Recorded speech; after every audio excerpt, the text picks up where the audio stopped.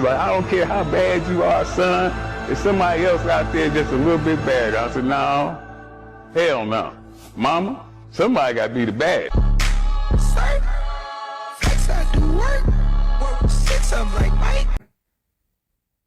Yo, and welcome to another episode of The Convo. I am your host, Owen, and today I am lucky enough to have a longtime friend with me.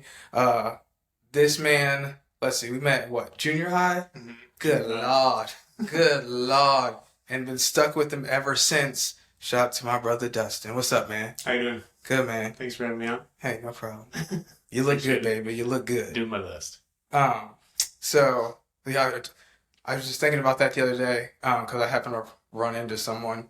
I'm not going to say who, but I was just thinking, like, dude, me and Dustin have been friends for freaking ever. Yeah, I used to show up at my house just to eat my snacks. Yes. My mom kept snacks. Look, listen, but your mom also had an open door policy. Yeah. Like, if I would knock, she would look at me like, why are you knocking? Yeah, why'd you knock? Yeah. Just come in. Yes. But, I mean, did we do sports together? No, because I didn't get athletic until after high school. He's like, athletic. So, like, okay, kind of for this episode, walk me through a little bit like your sports background. So, like, growing up, I just played baseball forever. I would backyard basketball, but it was awful. And I was like just okay at baseball. But that's something I did like from early childhood, like t-ball all the way through high school. That was like my extent of like childhood, like organized sports. Okay. So yeah, I mean, you played baseball in high school, right? Yeah, I didn't play my senior year, which is sore subject for me personally. But sure. Just something I wish I would have done. Mm-hmm. Extensively as a kid, it wasn't anything crazy, but I was goofy, like awkward because my body grew faster than I could keep up with. So as you guys can see from a big dude. Yeah. But I mean, I wanted to play baseball in high school, mm-hmm. but Joe Linville decided to see me and steal me from the baseball team. Yeah. And he was like, "You should run track." I saw him not too long ago. Yeah. Such a good guy. A couple years ago, I coached his kids. Really? Yeah. In what? Football. Oh, I didn't know. Yeah, they were at Osceola. Oh. So it's kind of cool. Like, that's full circle. I cussed him out. Yeah, I hope, Mr. Lim, I hope you watch this because I want you to know I'm still upset. So Tony came to one of the games because I wanted to see our quarterback. Mm-hmm. And Tony got track MVP our senior year. Mm-hmm. And I don't know how because he was only on relays. Like, he did nothing hard. Yeah, Tony, you did nothing hard. But like, so he came to a game and Mr. Limbo was there, and I go, "Hey, I just want you to know, like, I'm still mad at you." 20 years ago. Still mad 20 years later. Yeah, for not letting me get my MVP, for not giving me my MVP in track. But I also skipped a lot of practices. So, so you did baseball growing up. Mm-hmm. You said you weren't that good at it. I was okay. I was good. Yeah, I had a very good batting average. I lacked on the defensive side, like on the field, but I did have a good batting average. I got good at the fun part, right? Right. Let's hit. Yeah. That's my son. Like Easton. Yeah. When he did t-ball, he would, from 4 years old, he could just knock it, right? And then he's like, "Okay, good. That's it, y'all. That's it. I'm good. I don't want to go out there. That's all I got." I don't look like it. Yeah. And then he'd be like, "I'm gonna go pick grass." So talk to me more about like what does sports look like now? So after high school, I started working out like post like freshman 15. I was like, oh, I need to work out. So I started doing that, and that kind of just like I guess like shot me off into like being an athlete or trying to be an athlete, I guess. Nothing obviously like on like semi-pro or professional level, but just like as an adult, like being athletic or whatever. So I started playing volleyball in my early to mid 20s. I don't know, maybe like 24-ish, 25. I was not great. It's funny because people think it's like pretty easy. Bumps that spike. It's not always easy, especially if we play with people that are good. Yeah. So I started at a very, very like rec level and like just played way too much. But it was fun and it's an active thing. It's something I enjoy doing. So I ended up getting pretty good at it. Like to the average person, I'm very good. To a professional, I'm like just okay. But that speaks in itself, though. Right, yeah. From a professional, someone who's getting paid, I'm good. I can hit the ball hard, maybe pass the Talking about I can hold my own against people who are really good. Yeah, sometimes, not all the time, but mostly. Volleyball's a vicious sport. But yeah, there's actually there's a viral video going around. There was a college men's Hawaii just lit up the other team's libero like in the face, like bloody nose. It's fun to watch and fun to play, really. But yeah, I'll shoot it over to you. You want to know when I became a fan of volleyball outside of true story. So this is when I became a fan of volleyball outside of the uniform that girls wear. This is why my daughter will not play volleyball because of this story right here.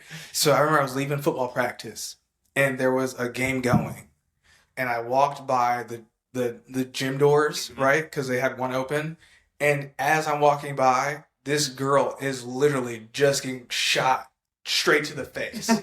Tomahawk spiked this girl straight in the face. She does a backflip, and I was like,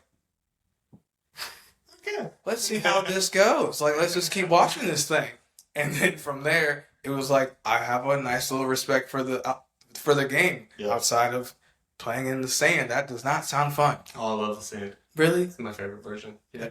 What, I guess, yeah. Is there a bunch of versions of 3 areas to play in?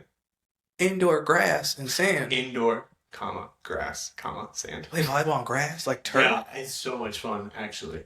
It's like a mixture of both. You're playing with a beach ball, but you still get like the compact ground of like an indoor court.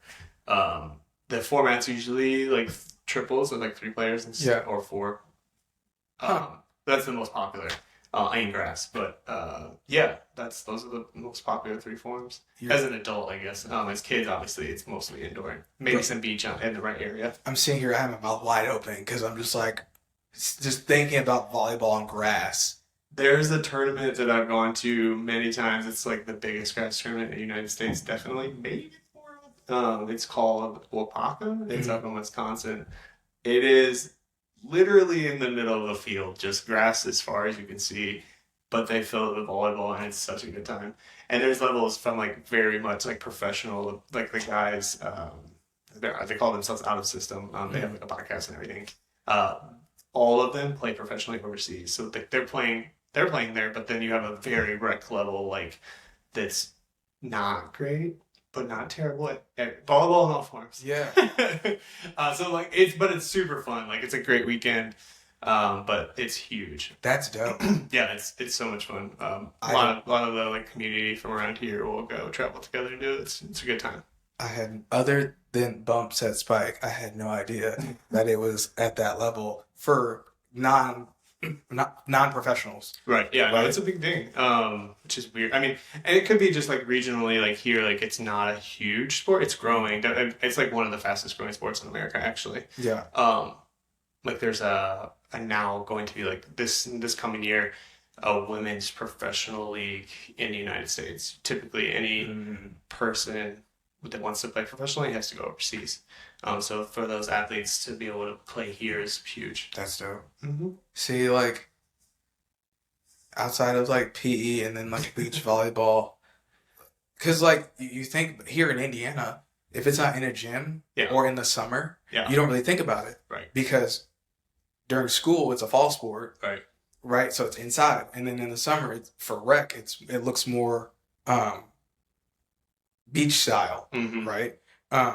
With that, are there a lot of people that play that are like our age? Yeah. So like I said, I started in my early 20s. I'm 34 now. When I was in my early 20s, there were people about my age now that were really good, just like beating us all the time. So it's kind of like cycles a little bit. Some of them still come out and play, but there's more here than you would think, Yeah. Typically, yeah. I mean, we travel a lot to go play in tournaments. There's not a lot here, but the local scene, it's there. It's just you gotta find it. Just weird.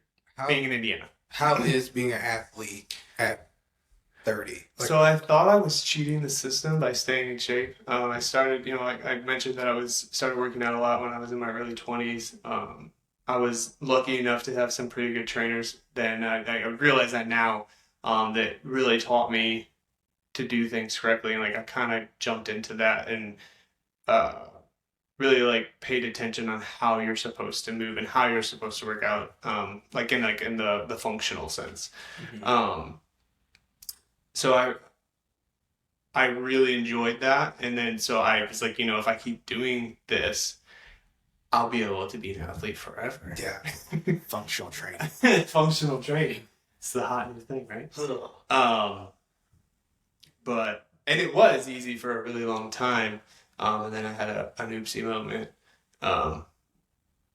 where I hurt myself. I tore an ACL and meniscus 2 years ago. But that was my cheat code. Was that I was gonna just keep working out, and I wanted to play like semi-competitively until I was 40. Right. And then I was gonna be like, good. And like by competitively, I mean like obviously again not a professional, but pretty good. Because I'm not gonna say you weren't an athlete. You've always been an athlete. Right. But did you notice a difference, like from when you were playing in your early 20s to once we got to 30? Did you notice a difference at all? As far as like capabilities, yeah, not really, because I was so active in working out that like I just like you progressively obviously are always trying to get a little bit better, like in terms of strength, mobility, all of that together. So I think like my skills in playing sports like volleyball got better as I played more because practice, whatever. But continuing the training, like strength, all of that, while doing that, I don't think I noticed me slowing down until injury. See, the reason why I bring that up, because so as you guys know, I'm a personal trainer, right? And I was training he was in high school and he was transitioning to college in basketball. Okay. And I was training him. And I had been out of the basketball scene for at least 5 years at this time. And when I tell you, it took me 365 days to get in a good enough shape to be able to like compete at a competitive level of a college athlete. And so that's why I asked that, because like while I was playing, like my mind was still as if I was in my 20s. Right. But my body was as a 25, 26-year-old, and I was trying to make moves and make steps that I thought I normally could do, and I'm like, why am I not moving this way? Why is my body doing what I want to do? I was getting frustrated to the point of like, I'm like, why am I even out here? Because like my brain is going like, no, like we move like this, right? And my body was like, no, you don't. No, you don't. No, you don't. And the same thing when I was doing flag football. Like, I could move laterally, right, fine, and I could sprint off, but to jump, hamstrings.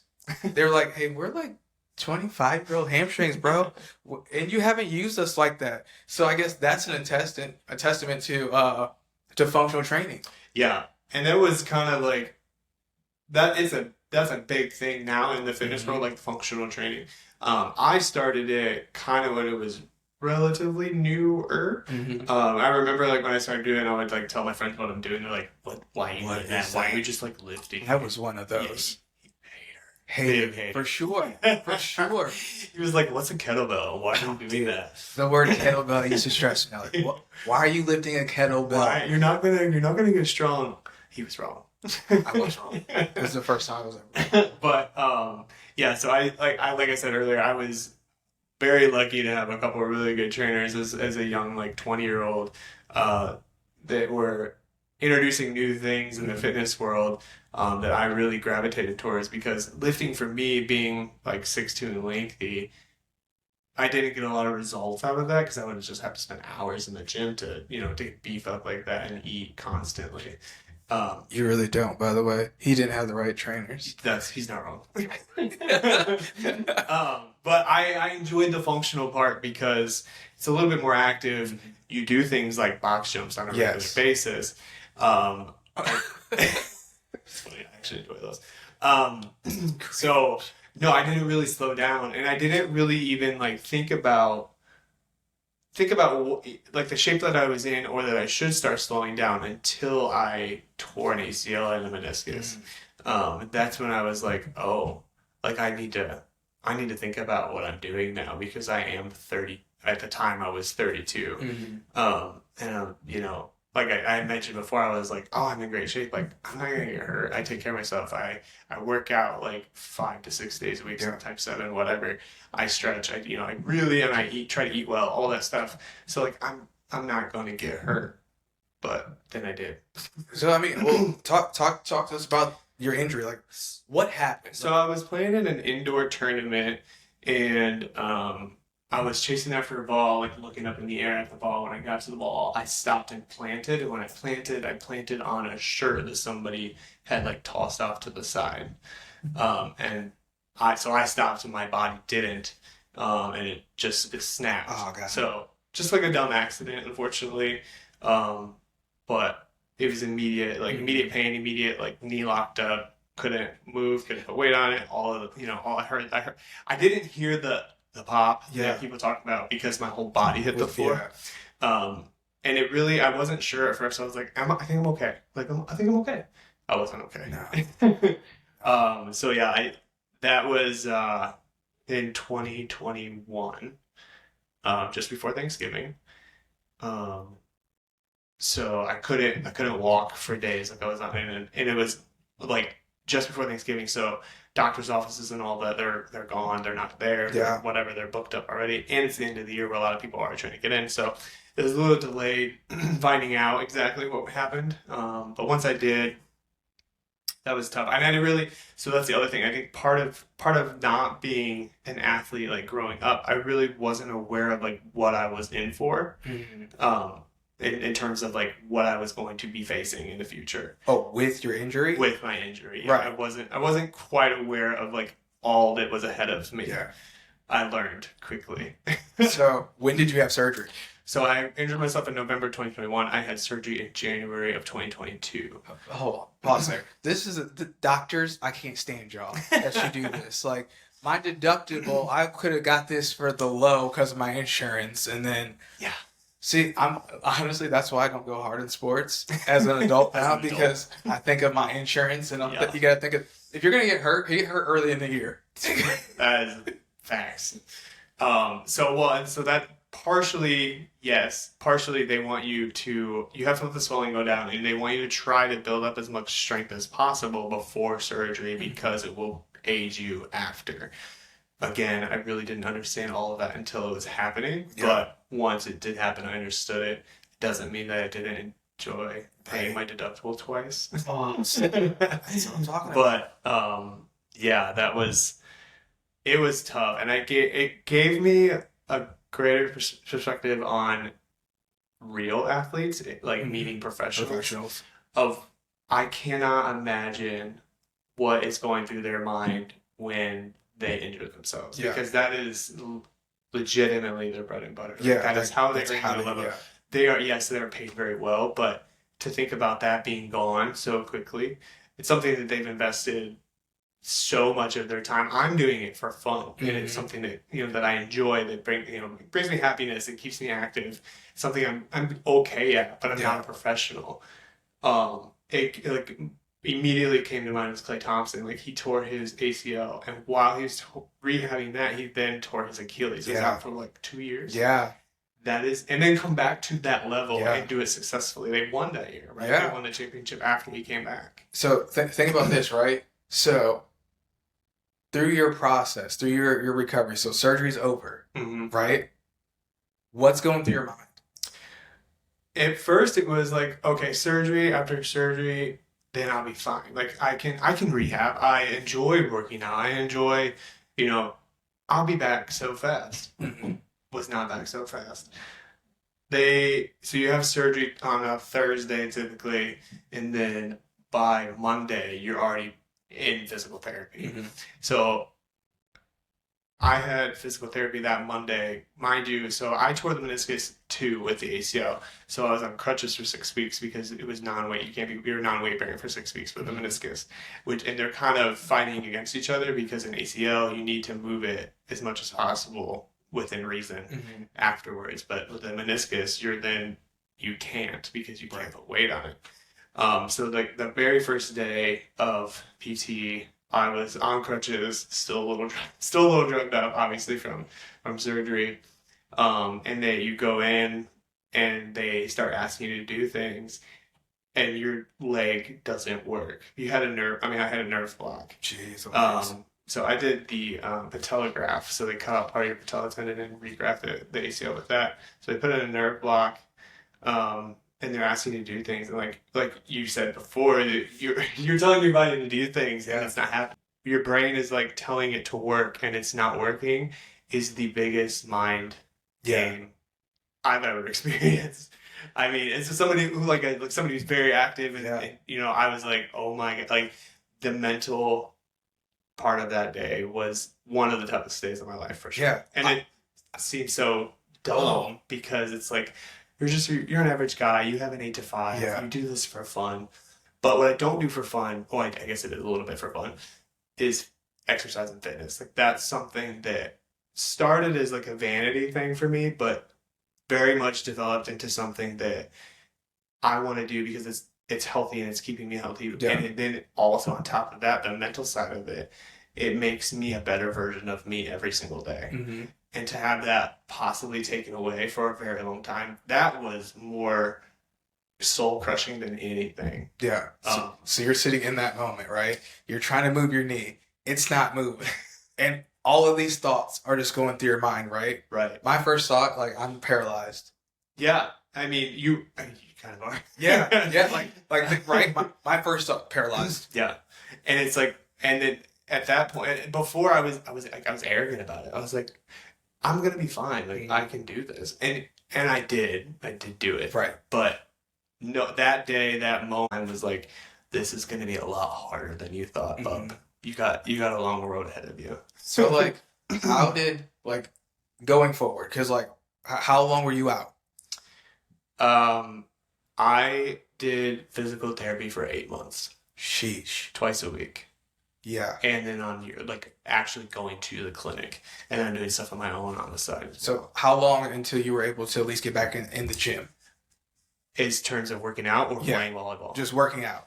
Working out, I mostly only did physical therapy things for those 8 months. I did do like a little bit of light lifting towards like 6 months in, like upper body stuff. Just I craved it at that point. Yeah. I'm so dumb, but if you work out, you get it. Yeah, no, 100%. So then, I had surgery in January. PT, I didn't get released until the end of August. Yeah. How was those 8 months though? Were you back to work too though? Yes, I had 1 full week off. Like, thankfully, I have a job that allows me that it's a desk job. Yeah. But they allowed me to work. So for those, I had first week after surgery off, and the second after that, I was at home but working, which was a godsend because I would have lost my mind. Wow. I mean, just sitting there because you can only do so much because you can't overwork it, but you need to work it. Yeah. It's like this fine dance that you do that you have to work it, but you can't overwork it because then you're fighting against yourself. Did you have to keep it like elevated and everything? For a long time, yeah. See? And so like thinking about one, how active a person you are. Right. With those 8 months of PT, I could only imagine like your whole mental state, right? Because you can't do anything other than sit there and do your light work. Yeah. Right?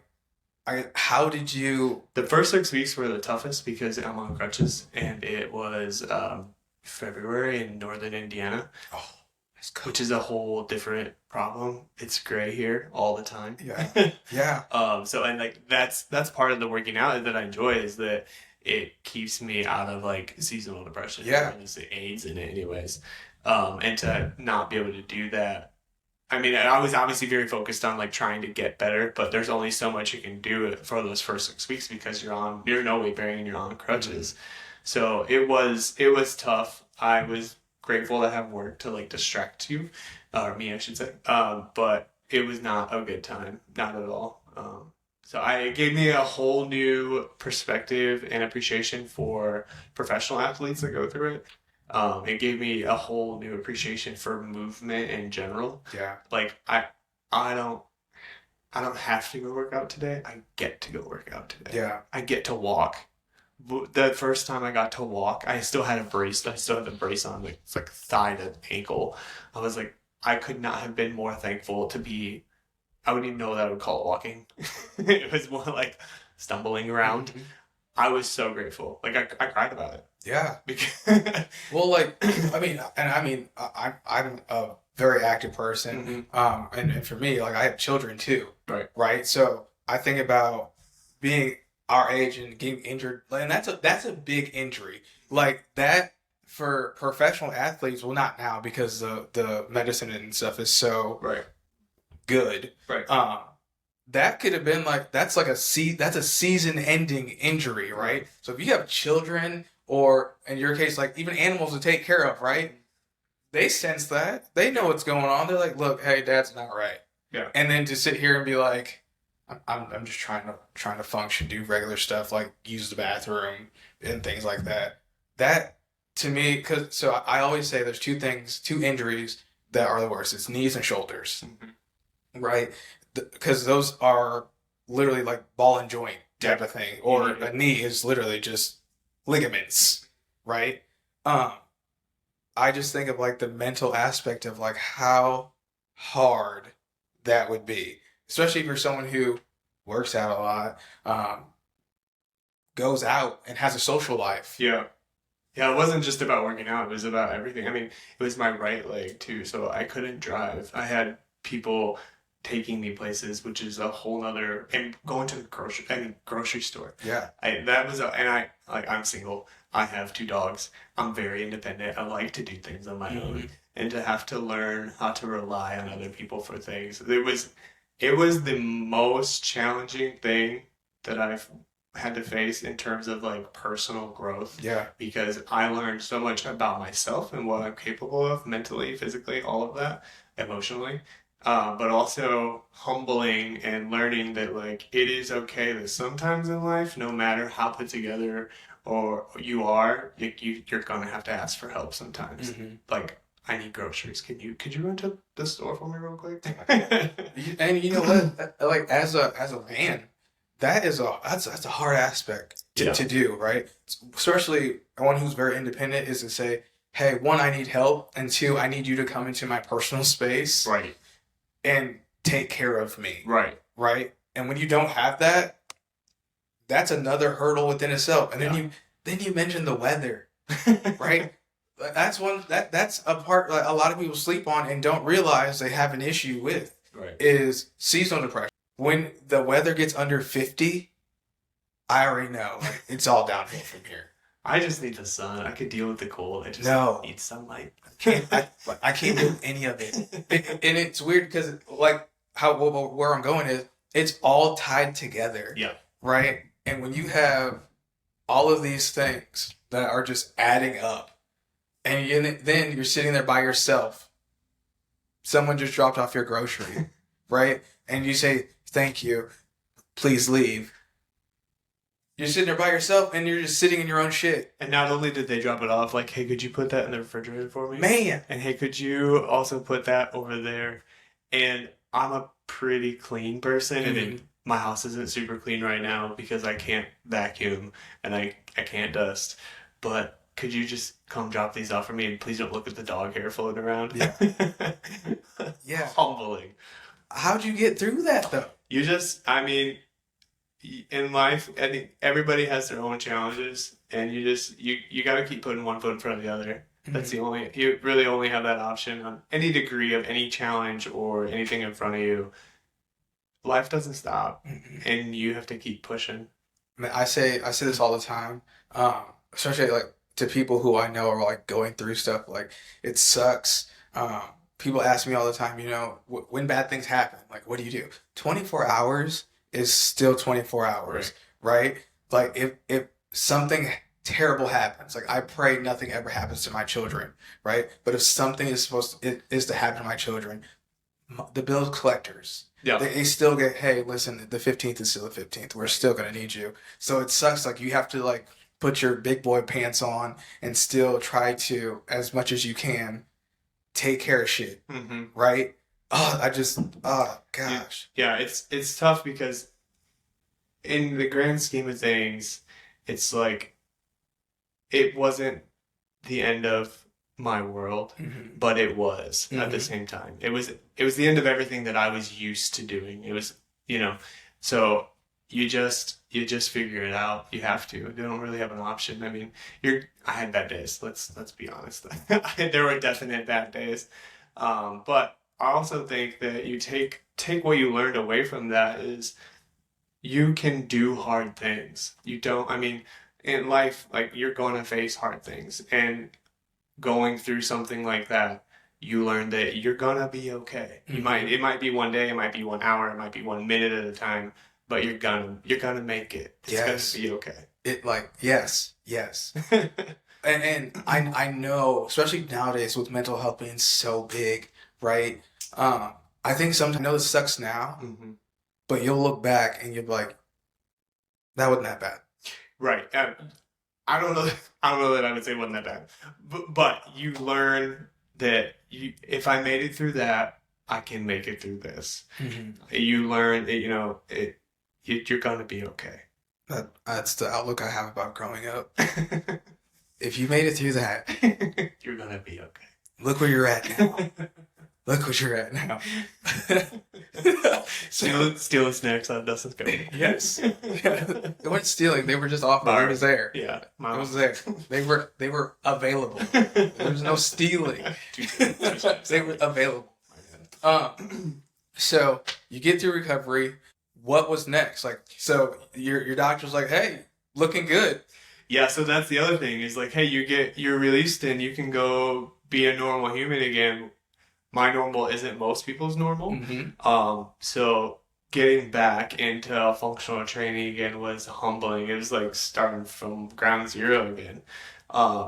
There's a gym here that I found. It's called Elite Performance. It's in Edwardsburg. Shameless plug. Yeah, shameless plug. Shameless plug. You're welcome, Jessica. I jumped in.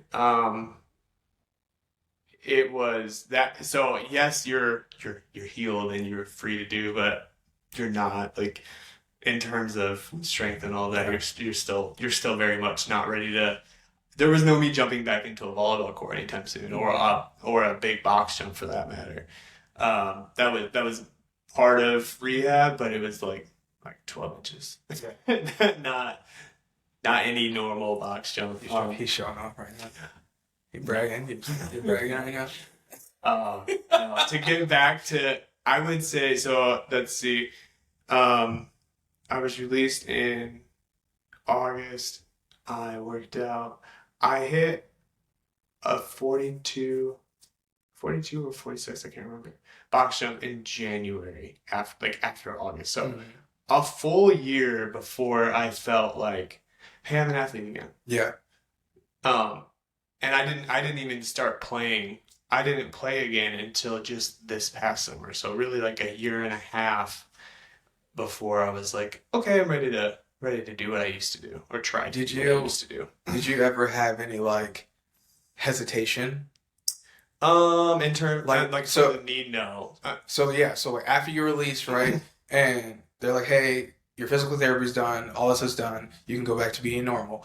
When you were going through like your workouts, did you ever feel like, oh, I probably should, I want to take it, I'm nervous, I want to take it light here?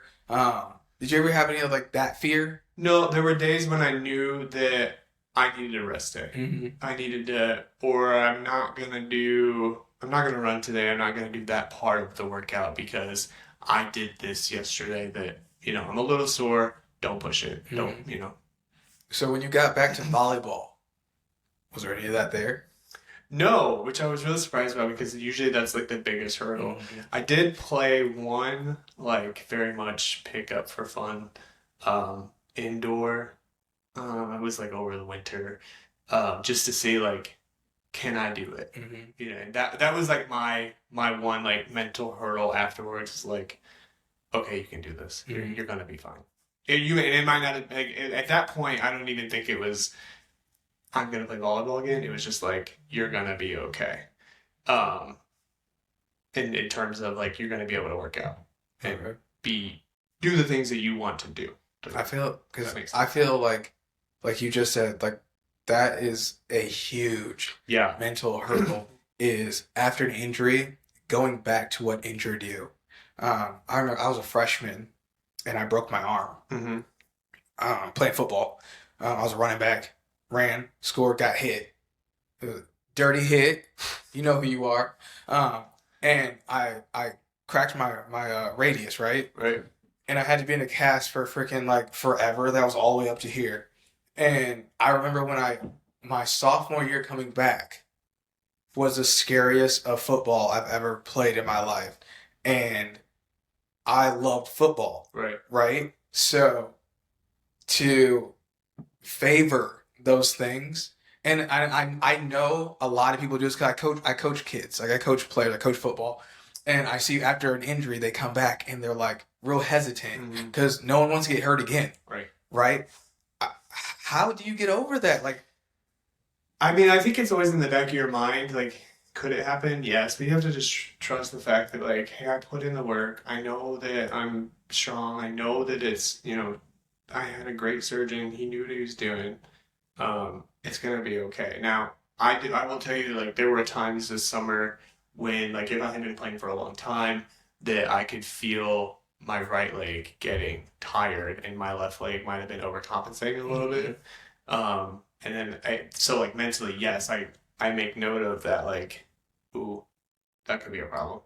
Um, but I mean, it's a balance of do you want to let that experience hinder the rest of your life, or do you want to live to the best of your abilities? yeah, I love that. I try to tell my players, and I wish someone would have told me, like, trust your body. Right. Trust the people that worked on you. Trust the hours that you've rehabbed. Like, trust that and go back out. And worst case scenario, it happens again. It did. Not to that extent, but it did. So yeah, just again, almost exact. It was like 2 days off actually. Almost exactly 2 years later, I was playing in an indoor turf tournament. I've been playing all day. A championship game. I jumped straight up, no twisting, no nothing. Came straight back down and felt a popping, moving sensation in my knee. And I was like, I remember, and I landed. I like did this like shimmy shake thing, and I was like, it's okay, right? And so one of my teammates looked at me and said, "Are you okay? I heard that." And I said, "I don't know. Don't send me the ball. I'm just gonna like ride it out for a minute." I think I played like two more plays, 2 more series, I should say. He set me one ball, I jumped and I hit it and I landed and it like crunched again and I was like, I'm done. And all three of the, so I was playing in the quads tournament. All three of the guys, pretty good friends with, they knew what I had gone through before and they totally respected the fact that I was like, hey guys, I'm done. Which sucked because again, just this is like a rec tournament. We're not playing professionally here, but still, you're quitting on your team. Luckily, the team we were playing against was understanding, and they like we totally understand that you don't want to hurt yourself more if you did hurt yourself. So they let somebody play. They finished the game, whatever. But the fear of, oh my gosh, I might have to do this again, was astronomical. Yeah. I didn't. I was pretty sure that I didn't because I could walk and it was still moving. It was kind of like clicking, whatever. I had dinner, drove home. I was playing in Chicago, drove home. The next morning, it was pretty swollen. I could still put weight on it. There was definitely some some range of motion issues because it was swollen. But I knew that I needed to go to the doctor and get it checked out. And the more that I had to wait, those fears crept in. Like, if this is your ACL, you know what you have to do. Like, and that knowing the work and the time and the money and the energy, all of it was heavy, to say the least. Yeah. And this is before you even knew anything. Right, yeah. When you've already done it and you know what you could have to do again, A, I know that I would survive it because I've done it before, but B, I really don't want to do it again. I don't want to do that again. So I got an MRI, and then, you get an MRI and you don't get to know right away. You have to wait. You gotta sit with that still. You gotta wait still. You're like, oh no, they know. They could tell me right now, but they can't. To. Because they're not a doctor. So go to the doctor's office, and he walks in. We know each other because we've been here before. And he does. It's like, I was a little disappointed when I saw your name on my chart today. And I'm like, me too, man. Me too. I couldn't be more upset to see your face. But so he does, it was what they call the Lockman's test. They kind of like feel out the joint, specifically for the ACL. And he does it, and I'm like, not breathing. Yeah. Just my palms are sweating. They're actually sweating right now. I can feel it. About it. Yeah. He's like, well, ACL looks good. And I was like, Praise God. I said out loud, oh, thank God. Like, you have no idea how badly I needed to hear that. And he like kind of laughed at me a little bit.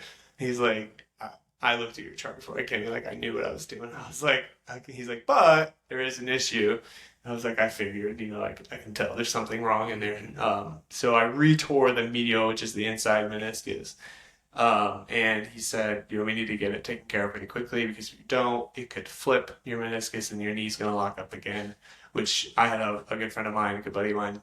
He did that in college playing basketball, and it is 6 weeks of torture too, because you're essentially the same thing, back on crutches. Rehab. It's not as lengthy as an ACL, but it is painful and it hurts, and you still have to do a lot of work afterwards. So he's like, we need to take care of it, because I was like, yeah, I mean, it was a Friday. I'm like, I can be here tomorrow for free. Like, we can get it fixed. Get it cracking. Let's go. So, unfortunately, after a re-tear and being 34, they just cut part of it out. So, not all of it, but part of it, I just have to be more mindful of what I'm doing at 34, because now I'm down to cartilage. And so that's on the same knee? Same knee. Damn it, man. Yeah, it's tough. But, we survive. You should be careful. You should be very careful. Shout out to your insurance, though. Yeah, insurance. Hey, you know what? This time, though, we only have to pay the deductible once. Everything was done before January 1. Boom. So that was nice. And no PT, because there's not really... Yeah, when they cut it out, there's not. You just have to let it heal. And I've been through that before, so I know what I'm doing a little bit. I just need to be a little bit more mindful of what I'm doing, because once you run out of cartilage, you're bone on bone. It's just kind of a fast track to a new knee. So I don't want to do that. Are you still playing volleyball? I haven't fully committed to yes or no to that. I haven't played since. I would like to. It might just be sand, which is a very short season here, but it's when you talk to people about it, they're like, it's really not that important. And it's, in the grand scheme of things, it's really not. It's just something I enjoy doing. Yeah. It's something that I've built friendships with, friends that I, didn't know before then, that are important to me now. It's something, you get to do with your buds. And we're all getting a little bit older now, and not playing as much, but it's still something that I feel as though I'm capable of doing in some capacity. So I think that I should still be able to do it. So it's just like, how, is it worth it? Probably not. Am I going to probably just still do it? Probably. Maybe not all the time, but we'll see. Still, like I said, still undecided on how much or if I do. I mean, I think about it like this, right?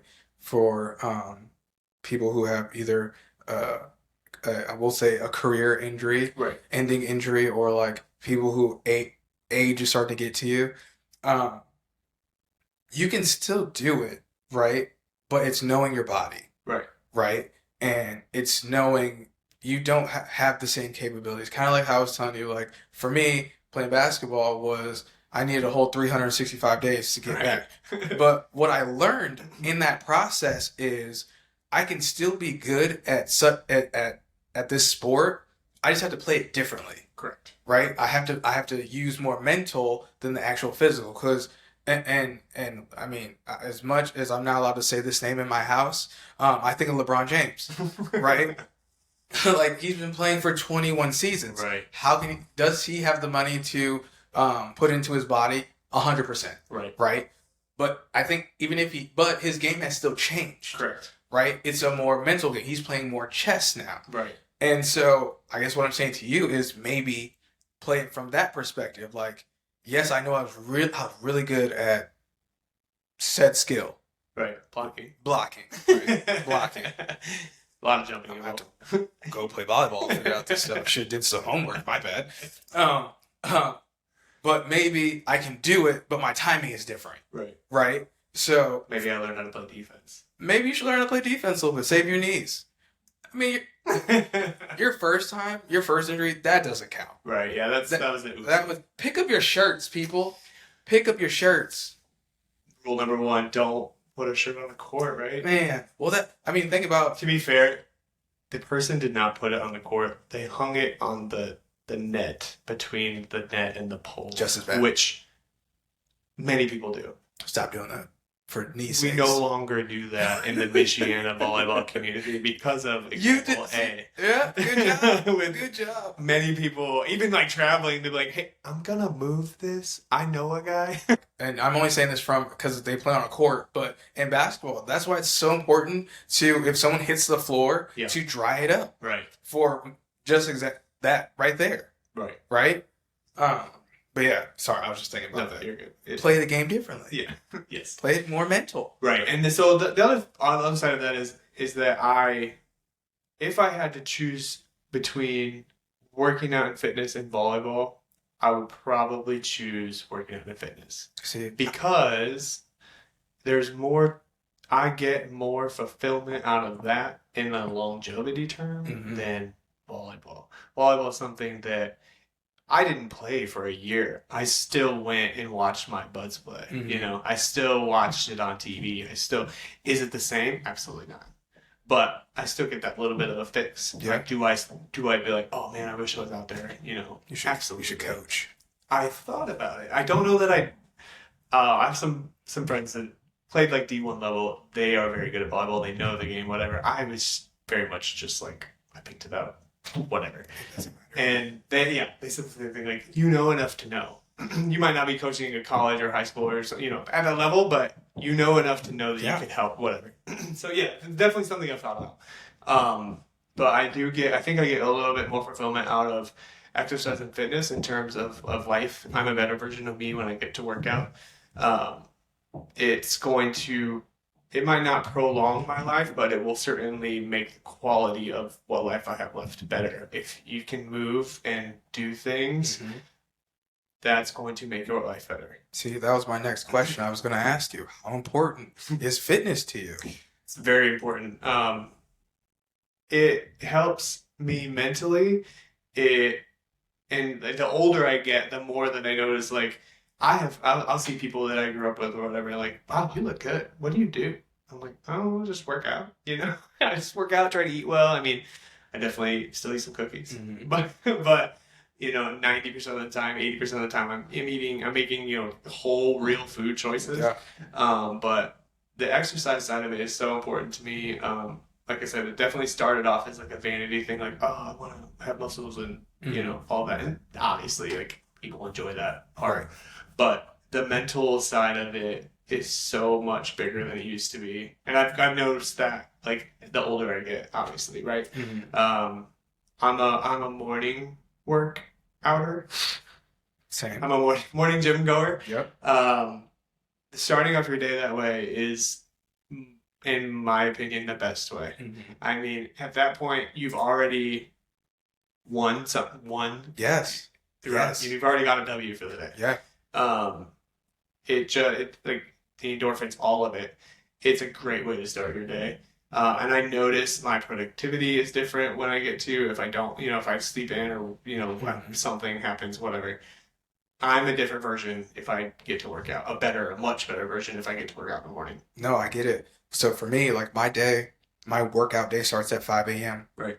5:20. And if I don't have that workout, my days are all jacked up. So like, there's a time like when my daughter was born that my workout days were jacked up because of her sleep schedule. Mm-hmm. And I was a different person. Right. Like you said, to productivity. I get so much more done when I wake up at 5 a.m. compared to when I wake up at like 8. Absolutely. Right? And so I remember like talking to people, hey, okay, let's back up. So my wellness program, anytime I get a new client, the first question I ask them is, what's your schedule? Right. Okay. And the amount of people that I get that say, I don't have time to work out. And my next question, what time do you get up? And they're like, 7, 8. I go, do you know how much I've accomplished by 7 before you even wake up? Like the amount of things that I've accomplished and have gotten done, checked off by 8 o'clock a.m. Right. At work, like I work a 9 to 5. I mess with them all the time. I said, I don't like to work afternoon.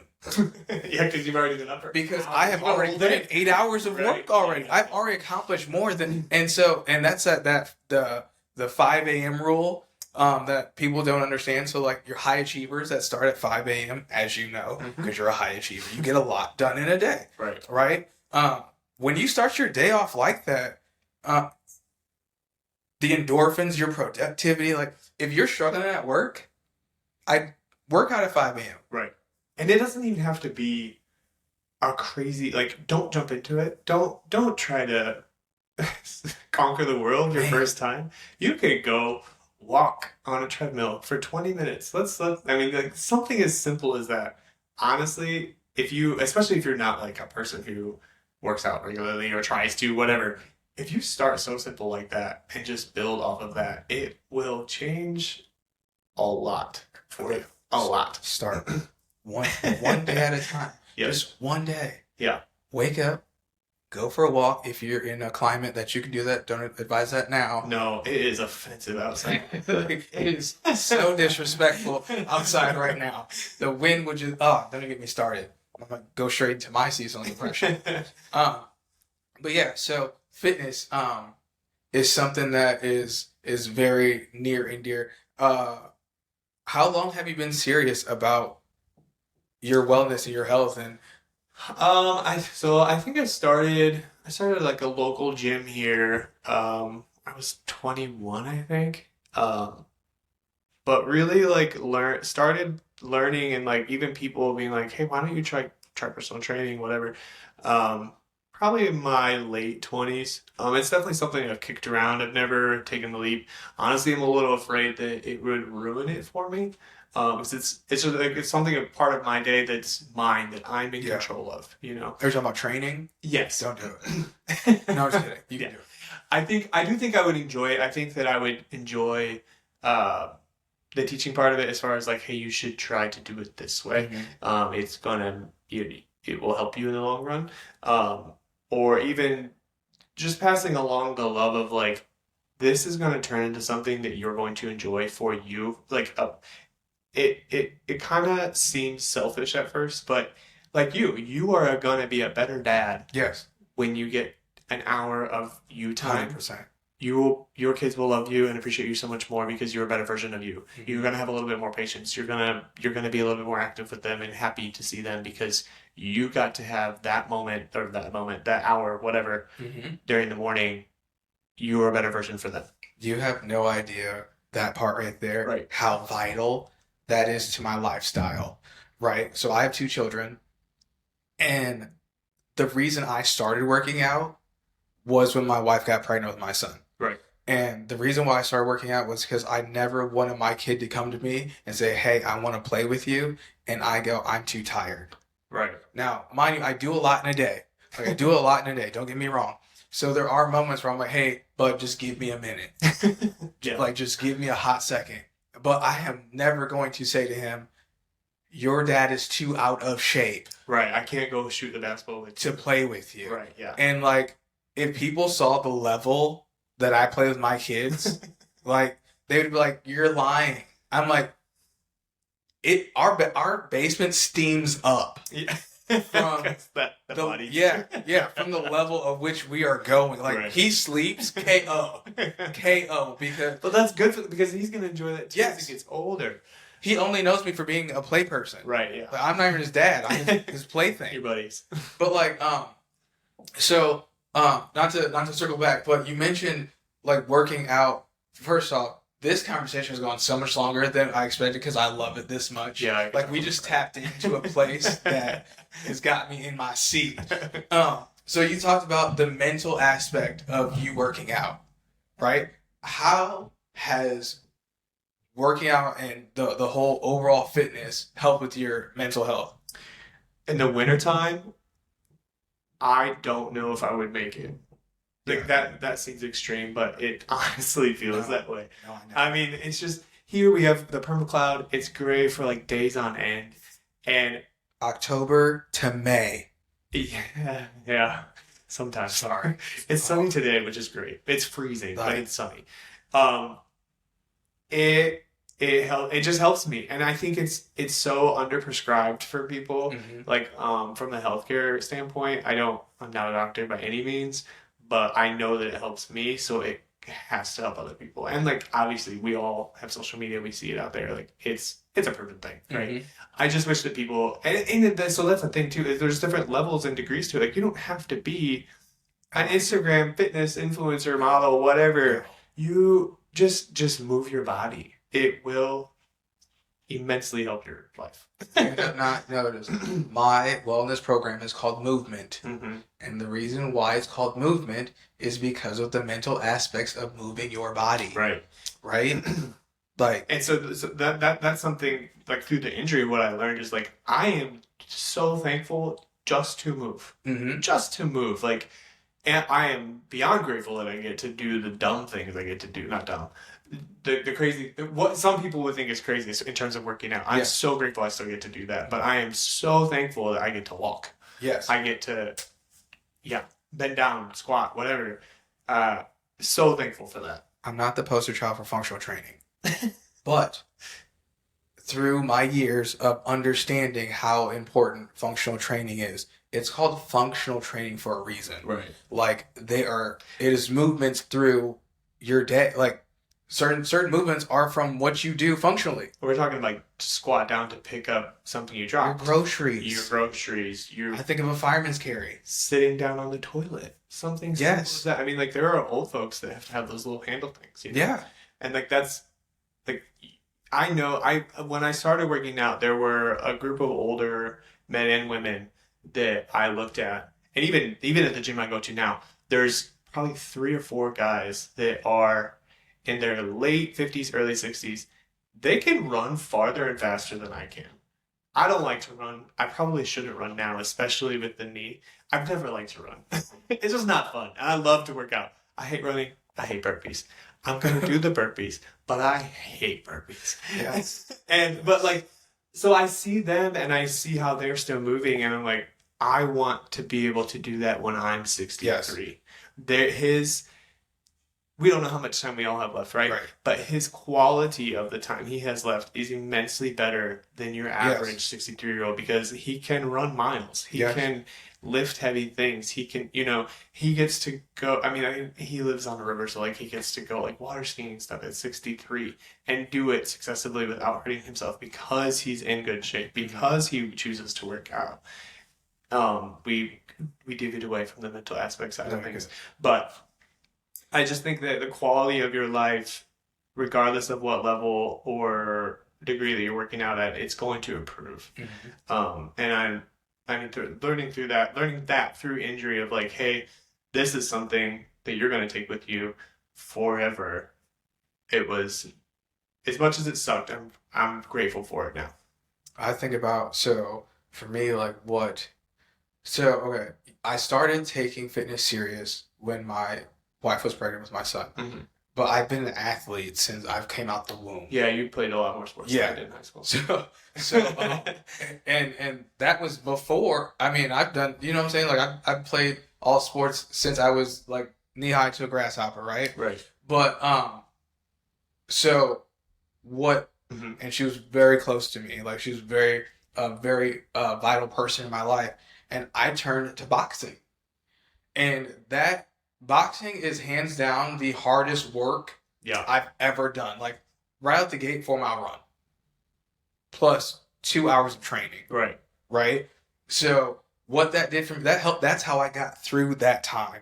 Right. And it wasn't a distraction because boxing is a lot of you by yourself. Yeah. Right. And so what it was mentally, fitness helped me deal with my shit. Yes. It helped me live in my thoughts. Right.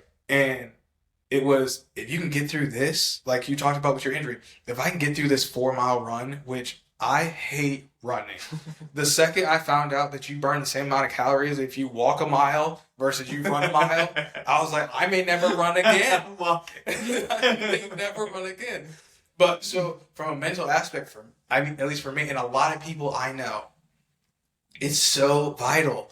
It's so huge to just get off your butt and move. Yeah, and when you do that, like you're facing a hard thing in the gym, right? It's not easy to pick up X amount of pounds and put it back down 20 times. No.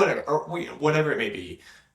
You're doing a hard thing and you're facing it and you're beating it, you're doing it. And that's going to translate into your day-to-day life of, I have this coworker that drives me crazy. I can deal with it because I did that hard thing this morning, or whatever it may be.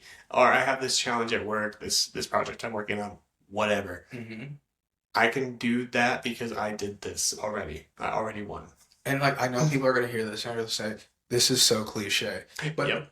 but it's not. No. Unless you're in it, unless you understand that I have this heavy weight on my chest and I have to move it.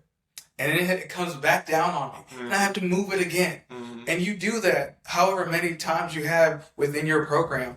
You realize, like you just said, these little problems that I have to deal with on a day-to-day is not that bad. Mm-hmm. How did I learn patience for my children? It started from working out. Right. And there's so many other aspects of working out that you go through, the other hurdles that you go against. Body dysmorphia, right? Don't get me started. Like, I have dealt with that since I started lifting weights. I wanted to be a bodybuilder. Right. At like 25, I wanted to be a bodybuilder, and I did everything, right? Now at 25, that's a pivotal moment in my life. Your testosterone starts to jump down. It's not when you're 18, right? And you see all these social media influencers, and they're talking about, oh, I did this for 12 weeks, look at me, right? And I'm sitting there, I've been doing this for like 2 years now. And I still don't look like an action figure. I was just gonna bring up the social media thing. It's like you're listening to two average males that just enjoy it and have reaped the benefits of it. Mm-hmm. So like it's like an oversaturated thing on social media where like, oh, let's do this 8-week program and you're gonna have a 6-pack abs by then, yada yada. You're probably not. You won't. You won't. You I was will being not. nice about it. No, you won't. You're not. You probably not. You will not. You won't. Where was I going with that? You can just start somewhere. You don't have to think that you're gonna be the next big social media influencer. It will benefit you immensely. And you don't have to be though. No, absolutely. You don't I feel like that like button has jacked up people so much. Yeah. And you know what? This is going to be a whole nother episode of the Convo because talking about what social media does for the fitness industry. Yeah. Bro. Like, it's like both a good and a bad thing. Yes. Bad and like people are going to look at it and be like, I'm never going to do that. And you probably won't. But you don't have to be a healthy, happy individual and reap the benefits of it both like physically and mentally. No. You don't have to do that. But then there's also like the good side of thing is there's like you might see something that motivates you to try something for the first time. Like for example, I was traveling for work this past weekend and there's a gym that I saw on social media. I went and tried it out. Like, is it a hard gym? Yeah. Is it for a beginner? Probably not. Could you get there? Absolutely. But like I would have never got to experience that had I not seen it on social media. You know, so like there are definitely positive and negative to it. I think mostly negative, unfortunately. Whereas like the average person is going to see that and be like, that's not for me. But it can be. And so I guess with just a quick wrap up for the social media conversation. Right, yeah. We got the topic. What you see is not necessary. One, it's not you. Right. Okay, it's not you. Two, you don't know their journey. Right. Like, think about how you just said. You said you've been working out for got to where you're at right now. Right. Yeah. Okay. Think about if social media back then, you would have been like 12 weeks you should look like this, and in 12 weeks you didn't look like that. There is no way. I'm gonna quit. Yeah. I'm gonna quit. Like, right. if that guy did it in 12 weeks and I can't, what makes him any different than me? Right. Well, there's a lot of things. Yeah. There's a lot of things. One, he posted a picture of when he was 16 and now he's 25. Yeah, very different. Two, he's also been on steroids for half his life. Like, there's just so much of social media when it comes to fitness that stresses me out. And I've been on other podcasts and I've been an advocate for debunking all of these stereotypes and fads and meal plans. And so with that said, like, what's your relationship with like food? I have a semi-healthy relationship. I have a sweet tooth problem. Yeah, same. It's bad. Like immediately after a dinner, I'm like, ooh, time for dessert. What's my mom? My mom calls it sweet treat. Sweet treat time. And Sweet treat. I need a little sweet treat. If she ever listens to this, she's gonna hate it. Can we love you, girl? Love you, girl. But yeah, so no, mostly so that's the other thing, and I don't even want to touch base on that because we'll get way off topic, but really just choosing like whole real foods, like stay away from the processed stuff as much as you can because there's nothing good in it. Like I was at like a cookout pool party or something last summer and I was with some old friends and they're like, hey, you've been working out? And like obviously being very sarcastic because they know like whatever. And I'm like, yeah, a little bit here and there. And they're like, no, seriously, like what do you do? What do you eat? And I'm like, it's not like it's not a program. It's not, I just, you pick a protein and some vegetables, some fruit, carbs, healthy carbs, don't get processed carbs. Homie? Yeah, just a normal whole food meal. It's simple. I mean, it might seem boring sometimes, but you just gotta mix it up with some flavors here and there. But really, that's what the basis of it is. It's just choosing whole foods. I guess it's probably for me. It's easy because I'm a single male. I don't have kids to think about. But if you start your kids young, the chances of them even knowing about the junk food that they could eat are slim. If you keep that away from them, I'm not a parent, but that's what I would suggest. Harder said than done. Yeah. Especially with public schools and other people's kids. Yeah, we can't talk about the food system in America. Not today. No. I have another episode for that coming up soon. I don't even know that much about it because I would be a crazy person. But I know enough. Anyways, the relationship with food is that you just have to make whole food choices and stay away from processed stuff. It's gonna be your friend. Stay away from the processed stuff and eat whole food choices. Now, do I eat chocolate chip cookies? Absolutely. You can't deprive yourself of those things that you enjoy. That's setting yourself up for failure at the very get-go. You just have to find a balance. I mean, if you choose to start, I religiously eat 3 eggs, 3 chicken sausages, and some berries every single day. No, without fail. Now, unless I'm traveling for work, whatever, that might not be an option. Travel food's so hard. I'll cover this. It's not a good time. But at home, on a day-to-day basis, every single day I eat that without fail. It almost is setting you up for success. It is, and that's not almost, it is, but you're immediately filling your body with all of this protein. You just have to choose to do it. It's not, we live in a world where you can swing in McDonald's and get this food in 5 minutes. It tastes like garbage. It might taste good to you. To me, it makes me want to vomit. But you have to go like the mom saying, "You got food at home? We got food at home. We got food at home. We got food at home." Yeah. I have that conversation with myself on a regular basis. I completely understand that. Like, so, and for me, I would be a hypocrite if I said like, "Oh yeah, that's exactly what I do." Complete opposite. So, You have kids. It's different. yeah, my relationship with food is a little bit different. I am a person who I enjoy food, right? I enjoy a lot of food. I have my family is from Jamaica. Okay, I love any sort of authentic food. So for me, I have developed a way to eat that I can eat those things and it not affect me. Now, don't get me wrong, right? Around this time of year, holiday time, I don't care about any sort of ab. I could care less about a single ab. Like right now, no, we're not going here. But when I call it getting activated, when I activate, food is fuel. Yeah, it really is. Rather than food. Now, snacks. I love snacks. I love sweets. Honey buns. Listen, if I don't get, if in my life I don't get a honey bun sponsor, I feel like I failed myself. Okay, because that's how much I've enjoyed honey buns. But I have developed a way to eat because everyone is different. But I've developed a way to eat where I could sneak a honey bun in once a week. Right. I was gonna touch base on that earlier. Is you do have to figure out like what works best for you, what works best for your life, what you like to eat, what you enjoy to eat, all of that. There is no like one size fits all when it comes to food, right? Nor fitness. Nor fitness. You're right. And we all like different things. Blah blah blah. I just know like I listed out earlier. That's what I eat for breakfast every day because that's what I enjoy and it's going to fuel me for my day. Yeah.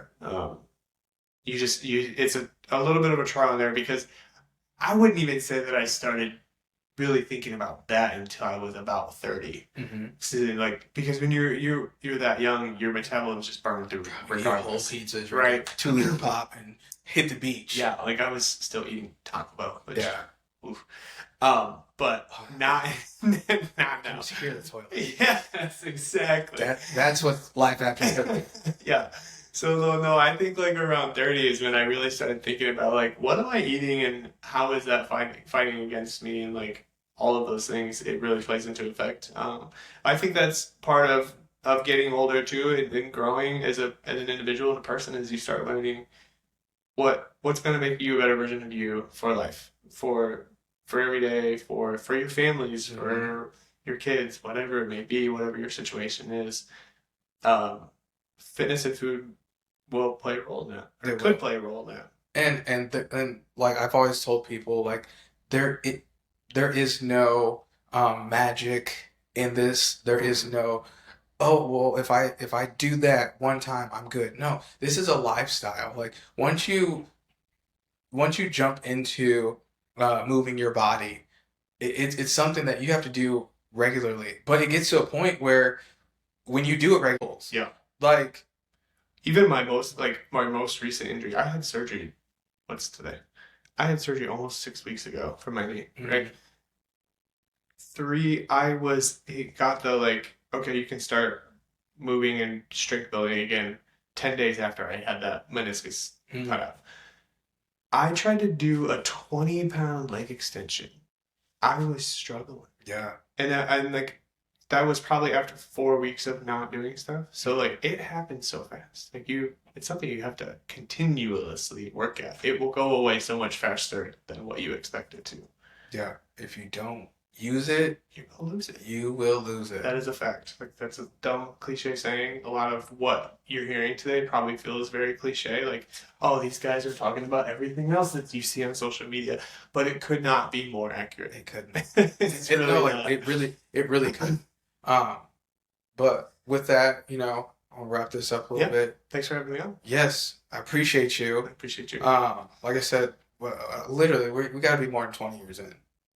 Yeah, I mean, we started in junior high, really became good buds in high school. We just show up to eat some snacks and hang out, which is fine.